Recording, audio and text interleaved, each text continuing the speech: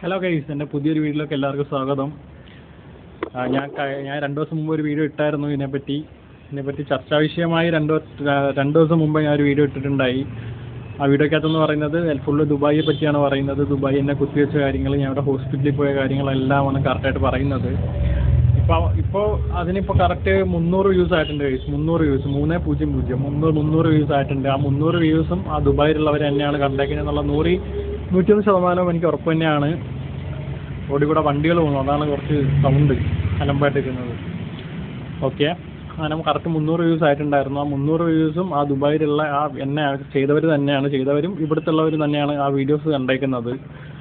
അപ്പോൾ സത്യങ്ങൾ തുപ്പുന്നവരെ ഈ നാക്കടയ്ക്കുന്നൊരു പരിപാടി ഉണ്ടല്ലോ, അതാണിപ്പോൾ ചെയ്തുകൊണ്ടിരിക്കുന്നത്. ഞാൻ വീഡിയോ ഇടും, 2 അവന്മാർ വന്ന് കമൻറ്റ് ചെയ്യും. ഒരു ഷാഹുൽ എന്ന് പറയുന്ന ഒരുത്തനും ഒരു അഫ്സൽ. ഈ അഫ്സൽ അവൻ്റെ പ്രൊഫൈലിനകത്ത് അവൻ്റെ ഫോട്ടോയൊക്കെ ഉണ്ട്. ഞാൻ കയറി നോക്കിയിട്ട് എനിക്ക് അവനെ അറിയത്ത പോലും ഇല്ല ഗൈസ്.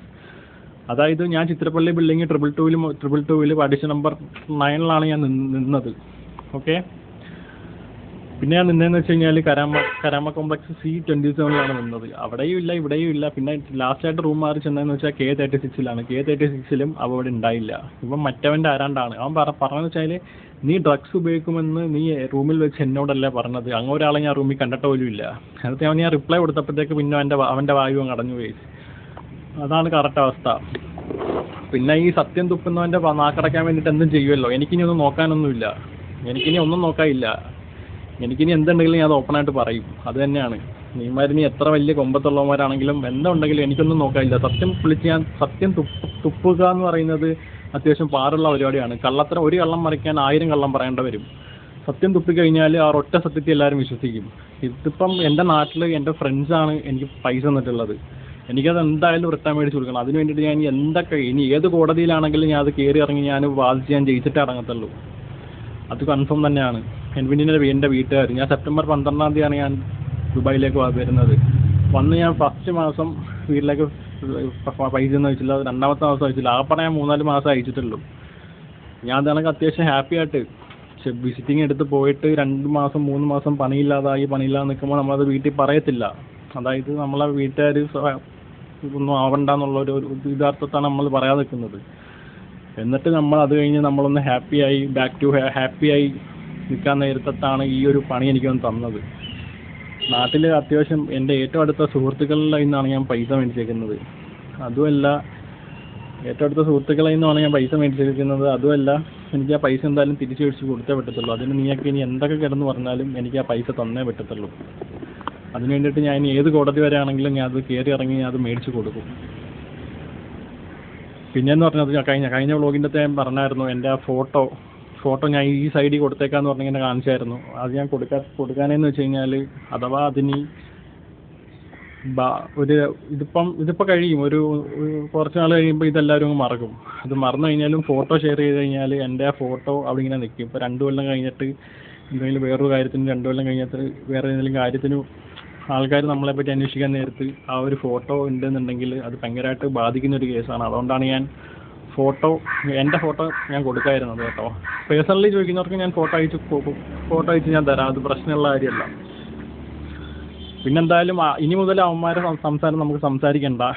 എന്തായാലും ആ 300 വ്യൂ വന്നതെന്ന് വെച്ച് കഴിഞ്ഞാൽ അത് ഫുള്ള് അവിടെ നിന്നല്ല, അതായത് എന്നെ കുത്തിയ ആൾക്കാർ തന്നെയാണ് ഈ 300 വ്യൂസും വന്നേക്കുന്നത്. അതെനിക്ക് 100% ഉറപ്പുണ്ട്. അതായത് അവന്മാർ വന്ന് കമൻറ്റ് ഇട്ട് കഴിഞ്ഞാൽ ഞാൻ കമൻറ്റിന് പ്രതികരിക്കും എന്നുള്ള ഒരു ഉറപ്പ് കൊണ്ടിട്ടാണ് അവന്മാർ പിന്നെ വന്ന് കമൻ്റ് ഒന്നും ചെയ്യാത്തത്. അതെനിക്ക് 101% ഉറപ്പ് തന്നെയാണ്. പിന്നെ ഇന്നലെ വൈകുന്നേരം, അതായത് അമൃതിന് 2 ഇൻസ്റ്റ ID ഉണ്ട്. ഒന്ന് പാതിര ഫുഡിയും ഒന്ന്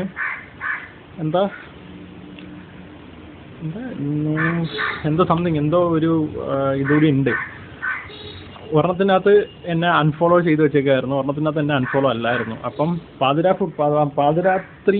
ഫുഡിക്കകത്തുനിന്ന് എന്നെ ഞാൻ വീട്ടിലേക്ക് എത്തി ആ ഒരു സമയത്ത് തന്നെ എന്നെ ബ്ലോക്ക് ചെയ്ത് തരണമായിരുന്നു. മറ്റേ ഇതിനകത്ത് ഞാൻ പോയി മെസ്സേജ് ഇന്നലെ ഈ പുള്ളിക്കാരെ ഈ വീഡിയോ കണ്ടിട്ട് വന്ന് എൻ്റെ ഇൻസ്റ്റയിലെ ചാറ്റൊക്കെ കണ്ടായിരുന്നു. എന്നിട്ട് എനിക്ക് റിപ്ലൈ ഒന്നും തന്നെയൊന്നുമില്ല. പിന്നെ ഞാൻ അൺഫോളോ അടിച്ച് കളഞ്ഞു.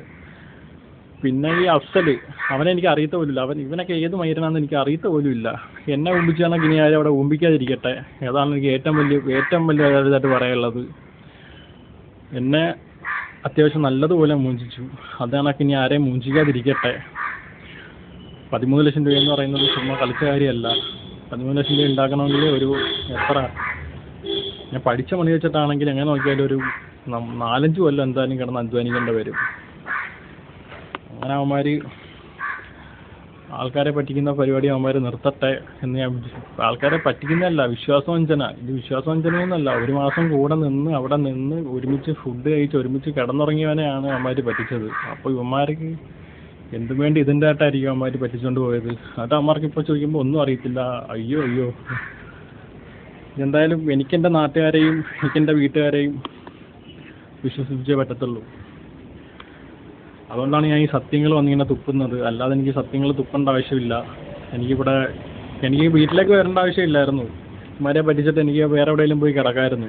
വല്ല കർണാടകയിലോ വല്ല ആന്ധ്രാപ്രദേശിലൊക്കെ എനിക്ക് അറിയാവുന്ന ആൾക്കാരുണ്ട്. ഞാൻ വർക്ക് ചെയ്തിട്ടുണ്ട് ആന്ധ്രാപ്രദേശിൽ, ബാംഗ്ലൂരൊക്കെ. എനിക്കാണെങ്കിൽ അങ്ങോട്ടേക്ക് പോയി അവന്മാരുമായിട്ട് നിൽക്കാം. പക്ഷേ വീട്ടുകാരും എൻ്റെ ഏറ്റവും അടുത്ത കൂട്ടുകാരന്മാരിൽ നിന്നാണ് ഞാൻ പൈസ മേടിച്ചത്. ആ ഒരു ബോധം എനിക്കുണ്ട്. അതുകൊണ്ട് മാത്രമാണ് ഞാൻ ഇപ്പോൾ വീട്ടിലോട്ട് വന്നിട്ട് എല്ലാവരും ഫേസ് ചെയ്ത് പൈസ തരാൻ കുറച്ച് നാളത്തെ അവധി ചോദിക്കുന്നത്. അല്ലാതെ വേറെ ഒന്നും കൊണ്ടല്ല. നീമാര് പറ്റിച്ചിട്ട് വേറെ എവിടെയെങ്കിലും എന്തായാലും എഴുമ്പേറാൻ പോകുന്നില്ല. ഒരിക്കലും എഴുമ്പേറത്തില്ല. ഇനി എത്ര വലിയ ജോലി, അറബിയുടെ അറബിയുടെ മാനേജറാന്ന് പറഞ്ഞു കഴിഞ്ഞാലും എന്തായാലും എഴുമ്പേറത്തില്ല. കർമ്മ എന്തായാലും റിട്ടേൺ അടിക്കും. അത് കൺഫേം ആണ്. 4 പേർക്ക് എന്തായാലും കർമ്മ നല്ല പോലെ കിട്ടും. എൻ്റെ ഫാമിലിയുടെ ശാപം എപ്പോഴും നിങ്ങളെ കൂടെ തന്നെ ഉണ്ട്. അത് നിങ്ങളെ കൈ തന്നെ ഇരിക്കട്ടെ. എന്തായാലും നമുക്ക് ഇനിയും മൈരന്മാരെ സംസാരം, ഇനിമാരെ ടോക്ക് നമുക്ക് ടോക്കിയേ വേണ്ട. അമ്മമാർ പോയി എങ്ങനെയാണെന്ന് വെച്ചാൽ ജീവിക്കട്ടെ. പിന്നെ സിയാദ് പറഞ്ഞ് നിൽക്കട്ടെ. സിയാദിനെ കാണേണ്ട പോലെ നമുക്ക് അവൻ്റെ വീട്ടിൽ പോയി കാണാം. അവൻ എന്തായാലും വരട്ടെ. പിന്നെ ഈ 4 എങ്ങനെ വേണമെങ്കിലും എഴുമ്പേറട്ടെ. എഴുമ്പേറി മുടിഞ്ഞു പോട്ടെ. ഇതിലും വലിയ പ്രാക്കൊന്നും എനിക്ക് പ്രാവായില്ല. എൻ്റെ ഫാമിലിയുടെ പ്രാക്ക് എന്തായാലും അവന്മാരെ കൂടെ തന്നെ ഉണ്ടാവും. അത്രയ്ക്ക് ഉമ്പിത്തരാണ് എൻ്റെ അടുത്ത് കാണിച്ചത്. അടുത്ത വ്ലോഗ് മുതൽ ഉമ്മാരെ സംസാരം നമുക്ക് സംസാരിക്കണ്ട. എനിക്കൊരു ട്രോമയായി മാറി. എനിക്കിവിടെ വീട്ടിൽ കിടന്നുറങ്ങാൻ നേരത്ത് തന്നെ ഒരു എന്തെങ്കിലും ശരീരം വല്ലാതെ വന്നു കഴിഞ്ഞാൽ ഞാൻ അടിയിൽ ഇങ്ങനെ കട്ടിലിൻ്റെ ഇങ്ങനെ ഫ്ലാഷ് അടിച്ച് വെക്കുന്ന അവസ്ഥയാണ്. അമ്മമാർ വല്ലതും കുത്തുന്നുണ്ടോ, എന്താ വീടാണോ ഇത്? അത് ഒരു ട്രോമയായി പോയി. ആ ട്രോമയെ എനിക്കൊന്ന് മാറി എന്തായാലും ഞാൻ വരുന്നുണ്ടെന്ന് പറഞ്ഞു കഴിഞ്ഞാൽ ഒരു ദിവസം ഇച്ചിരി ഉറങ്ങിക്കഴിഞ്ഞാൽ പിറ്റേ ദിവസം ആകുമ്പോൾ എന്തിനാ ഉമ്മാരെ പറ്റി ആലോചിക്കുന്നതെന്ന് ഞാൻ കിടന്ന് ആലോചിക്കുന്നത്. ഇനി എന്തായാലും അമ്മമാരെ പറ്റി ഞാൻ ആലോചിക്കുന്നില്ല. എന്തായാലും നമുക്ക് പുതിയൊരു വീഡിയോയ്ക്കകത്ത് കാണാം ഗൈസ്. എന്തായാലും സബ്സ്ക്രൈബ് ചെയ്തിട്ട് സബ്സ്ക്രൈബ് പുതിയൊരു വീഡിയോയ്ക്കകത്ത് നമുക്ക് കാണാം. Okay, by.